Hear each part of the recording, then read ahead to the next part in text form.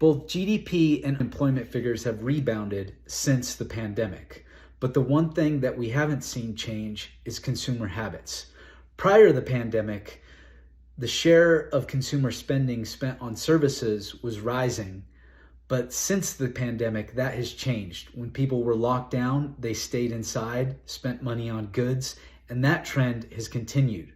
What we are seeing now is being called the Hermit Economy.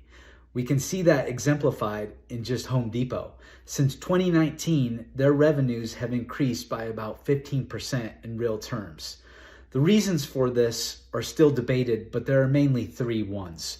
The first one being fear of reinfection. People simply don't want to go out. They don't want to be reinfected with COVID or any other diseases that are spread in groups of people. The second is just changing work patterns. Most people are able to work 1 day a week from home.